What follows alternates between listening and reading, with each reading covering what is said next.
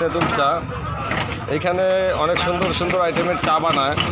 হ্যাঁ, মহিলার হাতে তৈরি চা, কিন্তু উনি আসলে অরিজিনালি রংপুরের লোক না, কিন্তু উত্তরবঙ্গে তিনি বিয়ে করে উনি গর্বিত তেঁতুল চা দেখছে এক জায়গায় বানাইতে।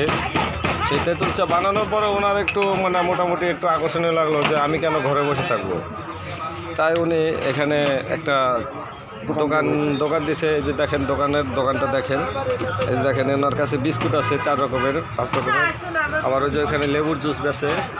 হ্যাঁ, লেবুর জুসের সাথে এখানে চা বেছে অনেক রকমের আইটেমের। এই যে দেখেন ওনার তেঁতুল চা হয়ে গেল। এই যে তেঁতুল চা। আপা, আপনি তেঁতুল চায় কী দিয়েছেন?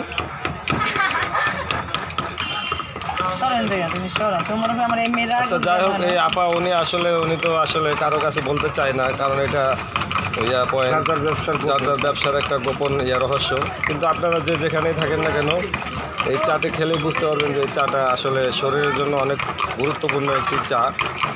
তো আপনারা eastern housing, Mirpur, Dhaka eastern housing আসলে খেতে পারবেন। এই যে বড় ভাই দেখেন উনি কোথা থেকে আসছে এখানে চা খেতে। ভাইজান, আপনি কোথা থেকে আসছেন চা খেতে? ঈশ্বরদী বলতে পাবনা ঈশ্বরদী? ও, আপনি এই চাটা খবর পেলেন কিভাবে? অনলাইনে আপনি দেখছেন, অন্য লোকেরা ছাড়ছিল তাই আপনারা দেখছিলেন সেটা না? ও আচ্ছা, তো চাটা খাওয়ার পরে আপনার কেমন ফিল করে, মনটা কেমন লাগে? ঠান্ডা কম লাগে।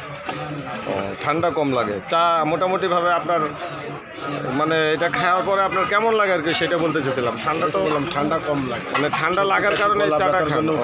ও ঠিক আছে। আচ্ছা ভাই, আপনাকে অশেষ ধন্যবাদ। আপনারা আসবেন, দর্শকরা দেখেন এখানে তেঁতুল চা, লেবু চা, মালটার চা, আবার এখানে লেবুর শরবত আছে মাত্র 10 টাকায় বিক্রি করে। ঠিক আছে, এখানে পুদিনা পাতা দিয়ে লেমনেড যেটা বলে, সমগ্র বাংলাদেশে এই শরবতটা অনেক দামে বিক্রি করে, কিন্তু ওনারা বিক্রি করে মাত্র 10 টাকা।